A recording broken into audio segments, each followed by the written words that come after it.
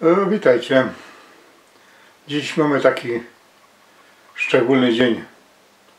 Weltowe święto tych gryfniejszych części ludzkości.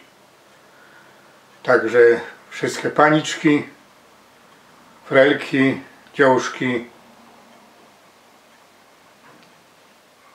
mają dzisiaj swój dzień, w którym my hopy nie możemy o nich zapomnieć. Widzicie, ja już kupił takie blumy, ale stykcie kupić taką jedna. Dać swojej ukochanej, dać swoim ukochanym. Bo ja kupił do mojej kobiety i mojej cery, o tyle ich mam. I do tych, co ich zną, to wszystkim dom, choćby po jednej blumie. Bo im się należy, że się gorszą przez cały rok z nami i mają ciężko. Ale chciałbym też powinszować nie ino Ślązoczkom, ale i Polkom, a przede wszystkim Ukrainkom. Bo teraz ci co czwarto paniczka w Polsce będzie Ukrainką. Bo muszą citać przed wojną ze swoimi bajtlami, albo i same, jak jeszcze są samotne. Europa ich za bardzo gościnnie nie przyjmuje, ale mam nadzieję, że będzie ją jeszcze bardziej przyjmować.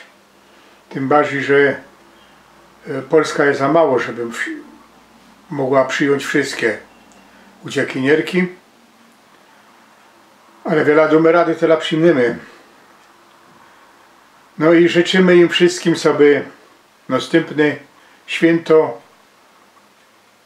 miały już zaś w doma, żeby mogły wrócić do swoich opów, co by ich mogli przytulić i co by ich mieli, co by tam jak najmniej nie zginęło. Bo wiecie, na wojnie nie ma bez ofiar. Zawsze się coś zdarzy, zawsze coś jest nie tak. Dużo płaczu, nieszczęścia, a ja życzę tym kobietom, co by się przynajmniej lekko mogły uśmiechnąć.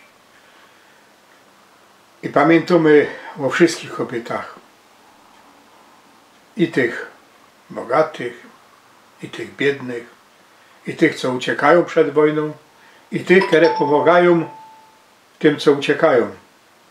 Bo te trzeba też tutaj pochwalić, bo mnóstwo kobiet w Polsce pomogło kobietom, które citły przed wojną. No i oby się to jak najszybciej skończyło. Jeszcze raz wszystkiego dobrego, pomyślności i co by wam się darzyło jak najlepiej. Żeby mu się darzyło przynajmniej tak jak mnie się darzy i darzy się tym, co mają tak nie najgorzej, a choć nie najlepiej, ale mają spokój i mają z czego żyć. Tego wam wszystkim życzę. No to już z pomboczkiem do już zaś.